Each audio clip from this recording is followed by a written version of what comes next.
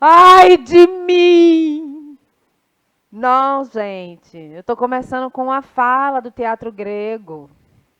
Não tô com dor não, tô bem, tá? E aí, sexto ano, vamos começar a nossa aula de arte de hoje. Eu sou a professora Essa Gine. Gine. Estou aqui com Josi para a tradução para a linguagem dos sinais e com a minha querida parceira, Vilma! Oi, Vilma! Oi. Bom dia, gente. Vamos lá, a aula de teatro grego e Gine já começou interpretando, arrasou. Ai, agora é verdade, tá? Ai de mim! Eu troquei o nome da Jéssica por Josi. Gente, quem está fazendo a tradução para a linguagem dos sinais é a Jéssica. Bom dia, querida! Mas é isso, gente. Esse aqui é uma fala muito. É um jargão, né? Do teatro grego, da tragédia grega. Quando chegava no momento do sofrimento, o protagonista chegava na frente do palco e dizia: Ai de mim! Sabe? Nisso estava todo mundo chorando. Olha aqui.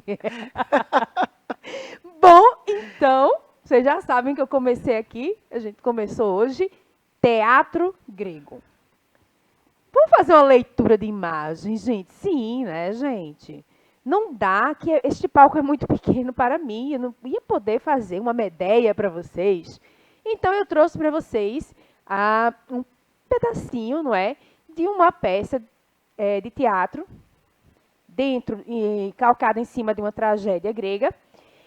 Mas vocês sabem que, como é muito antigo, geralmente as montagens que se faz hoje sempre se introduz a contemporaneidade, né? Os nossos dias, a nossa visão. Então, é uma releitura. Eles estão relendo, não é? Colocando dentro do classicismo, da tragédia grega, as nossas tragédias diárias. Oh, A contemporaneidade, tá? Isso dentro de todos os elementos. Pode ser o elemento cenário, pode ser o elemento maquiagem, pode ser o elemento indumentária, não é? Pode ser o elemento cenário. Vamos lá comigo. Cenário, maquiagem, iluminação. iluminação, né? Som. Som. Inclusive as músicas cantadas pelo coro, numa peça chamada Medeia, que a gente vai ver também um pouquinho dela mais adiante, elas foram cantadas dentro de um batuque, completamente diferente do que era na Grécia. Mas vamos começar? Bora! Vamos lá, vocês vão gostar. As águas de todos os rios da terra talvez não sejam suficientes para lavar as impurezas que jorram dentro desta casa. Tamanhos são os males que aqui vimos.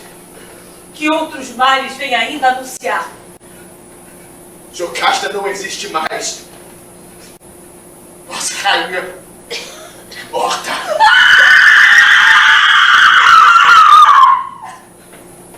Pobre mulher. Com as próprias mãos, ela deu fim à existência. O horror do quadro, a voz que não ouvistes, foi poupado. Mas eu que o vi, dele não poderei esquecer. Jamais.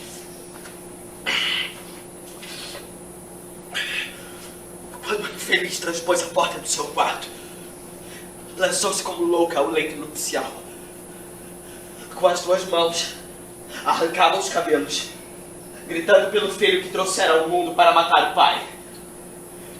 Depois fechou as portas violentamente, chamando aos gritos marido morto. Desesperada, debatia-se lá dentro, no mesmo leito onde havia dado à luz aquele esposo, tido de seu próprio esposo, e os outros filhos, tidos de seu próprio filho. Aos gritos, Édipo acorreu, Mas também ele não pôde presenciar a morte da rainha. Nossos olhos não se despregavam dele. E aí, pessoal? Identificaram? Já ouviram falar? Édipo Rei. É, gente. É uma tragédia grega, né? Que fala de um filho que estava destinado a matar o pai. Então, o pai fez o quê? Quando ele nasceu, jogou o filho para distante, entregou lá para não sei para onde, em outro país. Como era o nome daquelas que tecem o destino, meu Deus? As parcas. As parcas teceram o destino. Édipo cresceu e saiu para as conquistas dele, né? Saiu, conquistou, acabou, minha gente, chegando em Tebas. E para piorar a situação, casou-se com a própria mãe, que era a rainha Jocasta. Por quê? Porque ele venceu a esfinge, né? E ganhou essa posição de rei, porque a esfinge estava desgraçando a cidade. E, minha gente, quando a Jocasta descobre isso, quando eles descobrem toda a tessitura, né? Todos os fios do destino, gente, é uma tragédia mesmo. Ela se mata, ele fura os olhos e sai andando. É uma coisa assim, é uma das características da tragédia grega, né? Essa coisa assim que faz pensar no destino, não é? E que acreditar também que todo mundo, através do sofrimento, pode se tornar melhor. Bom, é isso. Mas vamos começar com teatro grego. Os elementos. Vamos para os elementos? Identificada. Ai, minha gente, antes dos elementos, eu tenho historinha para contar. Era uma vez para vocês. Sabe por quê? Porque o teatro grego, ele nasceu dos ditirambos, que era uma procissão, não é? Que as pessoas faziam em homenagem ao deus do vinho, Dionísio. Mas por que ele tem a ver? Ele tem tudo a ver. Vamos ver a historinha dele agora? Vamos. Joga na Identificada tela. Baco, divindade romana, era filha de Zeus e da princesa tebana Semele, filha de Cadmo. Ele foi o único ser divino gerado por um mortal. Ela foi seduzida por Zeus, que se disfarçou de homem. Era irmã e esposa de Deus de todos os deuses, possuída pelos ciúmes, Como armou sempre uma era cilada ciumenta, né? para a mãe de Dionísio, fazendo-se passar pela ama de leite da princesa. Ela convenceu a pedir uma prova a Zeus de quem ele realmente era, ou, segundo outra versão, requerer-lhe que se apresentasse diante dela uma veste mais brilhante. Zeus foi obrigado a cumprir a promessa feita à amada, mesmo consciente do que aconteceria, porque havia jurado pelo Estige, o rio da imortalidade, voto este que nem mesmo a divindade poderia romper.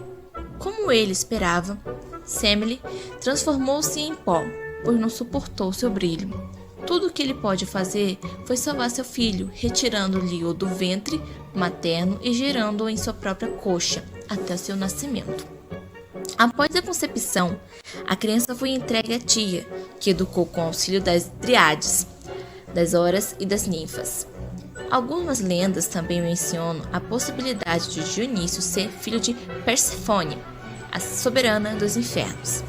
Ao crescer, o deus foi enlouquecido por Hera, inconformada com a traição de seu marido. Ele passou então a circular todos os seus recantos do planeta. Ao encontrar a deusa Cibele na Frígia, ela lhe concedeu a cura e o informou dentro das cerimônias religiosas que ela cultivava. Foi então que ele se tornou o deus do vinho e da vegetação, quando Sileno lhe transmitiu a arte de produzir o vinho, de semear a vinha, cortar os galhos e recolher as uvas. Desta forma, ele assumiu o papel de revelar aos imortais os segredos do cultivo da videira. Assim é sempre concebido como um jovem sem barba, alegre, embriagado pelo vinho que transborda de copo que ele segura. loiro, com os cabelos se derramando pelos ombros, nas mãos um cacho de uva e uma taça, na outra uma pequena lança, adornada com folhas e fitas. Seu corpo é geralmente coberto por um tecido de pele leonina, pois nos mitos romanos ele se transformava em Baco, que se metamorfoseia em um leão, com a missa de derrotar e se alimentar dos gigantes que tentavam atingir o céu, principalmente se livrando das armadilhas de sua rival maior, Hera. Sua fama com o deus do vinho e do prazer rendeu-lhe vários festivais teatrais em sua honra. Ele é sempre conectado também com atividades Ok, essas atividades prazerosas, né? De bebida, dança e tal, aquelas coisas todas, né? Pobre das crianças, era assim. Não, os deuses gregos eram ótimos, né? O Zeus pegava todas e a Hera ia atrás da pobre das mulheres, das coitadas que eram seduzidas por Zeus. Ela devia ir atrás de Zeus, gente, capar o homem lá. Era loucura isso. Quando eu era estudante, na minha cabeça não entrava, porque Deus, a ideia que a gente tem, né, o nosso Deus cristão, Isso, né? muito Não tem- diferente. É muito diferente dessa ideia dos deuses gregos, que eles são muito mais parecidos com a gente, com os mortais, Isso. né, com os homens, com todas as fraquezas humanas, Eles né? têm todo. Ela é um poço Né? de ciúme e de vingança, essa Ciúme, Hera. inveja. Inveja, é muito é, inveja. Gente, Nossa, mentira. ela é O Zeus mentirosa. é super mentiroso. Zeus é mentiroso. Meu Deus, que coisa, É um negócio que. coisa louca isso. Pois é, eu digo, gente, o povo rezava pra essa galera. É uma Pois cultura é. bem interessante. É uma né? cultura muito interessante. É o paganismo, né, gente? E eu acho, sabe o que eu acho interessante, Vilma? Os gregos, eles são brancos, né? Então, isso todo mundo estuda. Aí, quando você chega para estudar a cultura afro-brasileira, africana, afro-brasileira, esses deuses que são mais, eu acho eles mais assim, Eles não são nobres. muito brancos, não, Gine, porque lá tem muito sol ali no Mediterrâneo. né? Eles são Então, meio... eles são meio, assim, um pouco parecidos. Embora eles sejam brancos de origem, mas eles têm uma aparência mais com a pele, não é como os europeus do norte, não. Ah, que são bem Sim, transparentezinhos, né? Não, digo com carinho. Todos, porque a humanidade, seja azul, verde, amarelo, todos são lindos perante a Sim. nossa divindade, né? E perante a nós também, porque Tudo é uma questão de padrão, padrão né? e a gente tem que respeitar todos os padrões. Não, aí, justamente, o pessoal tem muito preconceito por estudar o panteão, né, afro-brasileiro. Mas o dos gregos todo mundo estuda sem preconceito. Por quê? Gente, não, esse pessoal... Outra coisa, gente, só uma correçãozinha, não é Perséfone, é Perséfone, ok? E teve outra também, Semele, que é Semele.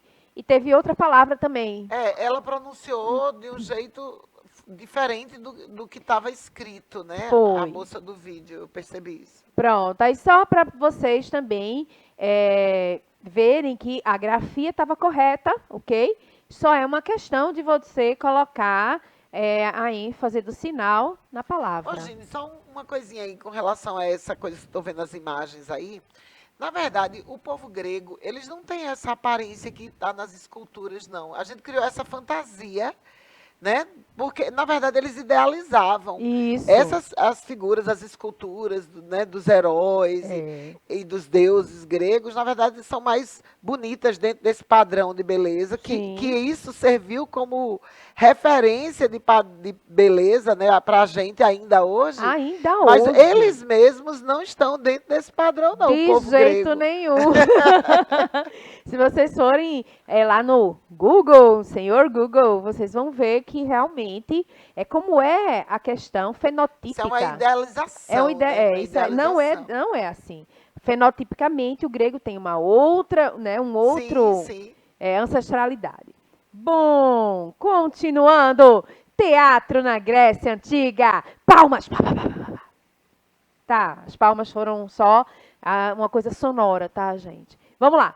As celebrações ao deus Dionísio duravam vários dias, ocorriam na época da colheita, né? em agradecimento pelo alimento e pelo vinho. A participação dos cidadãos era intensa e havia uma espécie de procissão com o nome de tirambo. O espaço, como seria o espaço onde acontecia, né? As apresentações eram feitas ao ar livre, em construções de formato semicircular, como vocês estão vendo aí nessa leitura de imagem. Havia um espaço para as representações chamado de orquestra, né?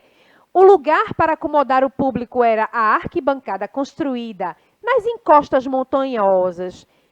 Por quê? Para facilitar a acústica e que todos, em qualquer lugar que estivesse sentado, pudesse visualizar bem, né, o espetáculo.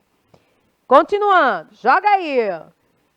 Aí, já o palco, né, era o local onde os atores se preparavam para a apresentação, ou seja, o palco era o que é hoje a coxia, mas era o palco, o pessoal se preparava, né, para a apresentação e guardavam os figurinos e objetos de cena, né, da cenografia. Ou seja, tudo começou bastante diferente, né? Na Grécia Antiga, conta-se que numa dessas celebrações, meu amor, no século VI a.C., um indivíduo chamado Tespes, ao invés de dizer, ó Dionísio, Deus do vinho, ele disse, eu sou Dionísio, sou Deus do vinho. E com estas palavras, ele passou a representar Dionísio, meu filho. Foi isso, o homem enlouqueceu, imagina. Só que estava criado aí, não é? O teatro. Ele tornou-se um ator, se separou do coro, tornou-se um ator, não é? E Tespes também teria sido mais tarde, introduziu o costume dos atores usarem as máscaras, ok? Vamos ver aqui, Skene, cena, aonde ficava a orquestra. Aqui vocês vão ver aqui, ó, onde ficava a orquestra, o palco, né? E a cena, o proscênio. Proscênio vem da palavra skin, ok? Aqui a gente vê, foi uma coisa bem simplesinha, rápida, só para vocês terem ideia de como era antes, porque hoje está totalmente diferente. O teatro grego era composto por vários elementos, cenários, figurinos, né? Suas apresentações incluíam o quê? Música, dança, mímica, que eram avaliadas por um júri. O teatro grego, um júri cult, um júri de pessoas abastadas. Na comédia, era o povão. Quem jurava? Quem era jurado? Hoje, isso acontecia sempre ou só nas estreias? Eu acho que só nas estreias. Só né? nas estreias, eu acho. Eu vou procurar saber, mas assim, eu acho que essa especificidade e assim... Que equivale à crítica de hoje, a né? A crítica de hoje, entendeu? E não era... Os espetáculos, eles não eram como assim... Como hoje, que é mais fácil. 3 dias, né? Sexta, sábado, domingo. Quinta, sexta, sábado, domingo. Não. Era uma coisa mais Era uma coisa só mais... naquele dia só nos festivais. Tinha uma data específica e tudo. Entendi. Bom, gêneros. Bom, os principais temas das peças teatrais gregas eram ligadas ao cotidiano, né? Cotidiano do ser humano, aos fatos heróicos. Os heróis, gente, os heróis da mitologia viraram texto teatral mesmo, toda a historinha dele contada, né? Seja na tragédia, ou seja para fazer uma crítica jocosa nas comédias. Os problemas emocionais e psicológicos, as lendas, os mitos, as homenagens aos deuses gregos, críticas aos políticos, desde essa época, meu povo. O pessoal pensando que Zorra Total vem de onde? Olha só.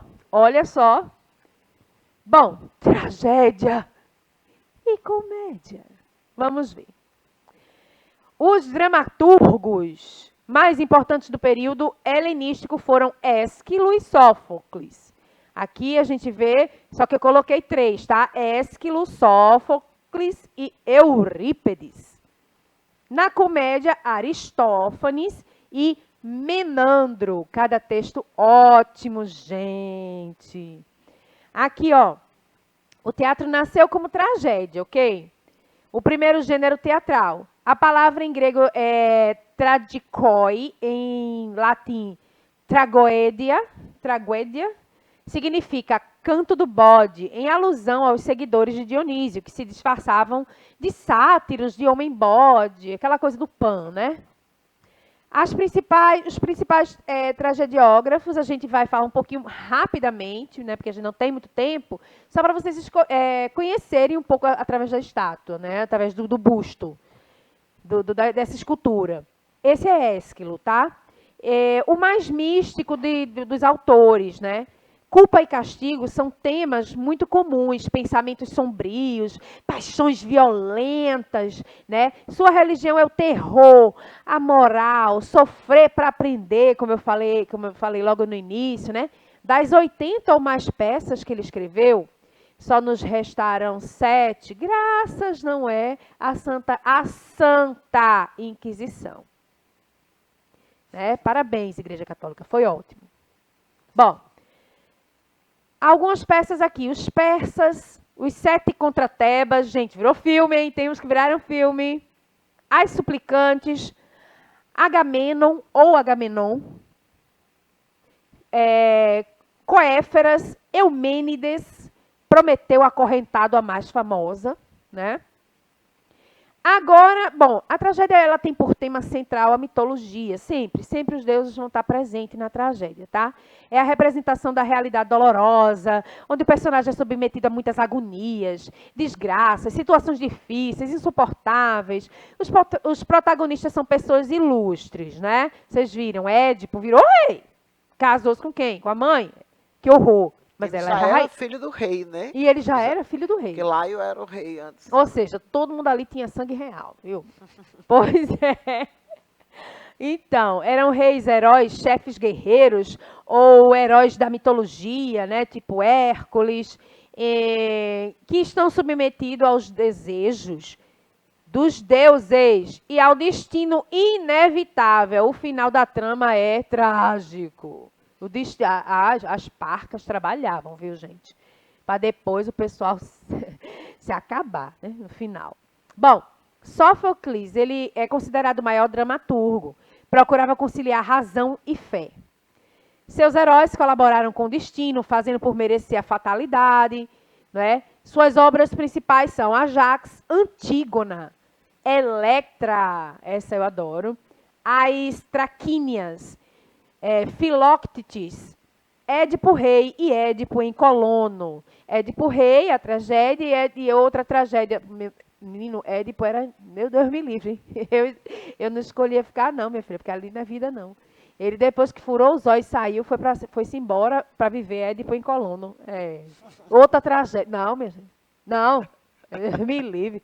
Bom, Eurípedes, influenciado pelo movimento sofista, né? Foi o mais progressista dos trágicos gregos, tá? Ele era humanista e individualista. Tratou do drama do homem comum. Na opinião de Aristóteles, ele pintou os homens como são. Um verdadeiro retrato da vida da pessoa, que era cheio de tragédia mesmo. Então, de 90 tragédias, restaram-nos 17. Parabéns. Alceste, Medeia, os Heráclidas, Andrômaca, Hipólito, Écuba, Heracles ou Hércules. Adoro o filme Hércules. Vamos lá. As suplicantes, Íon, as troianas, Ifigênia em Taurus. Eu gosto de Ifigênia em Taurus. É pesado, hein, gente? Violência contra a mulher aí, Ifigênia em Taurus. Electra, ele também fez uma versão dele de Eletra. E Helena. A gostosíssima, Helena de Troia. Aquela ali, menina, destruiu fez uma guerra, viu? Pensa numa beleza infeliz. Oh, meu Deus. Vamos ver Medeia! Joga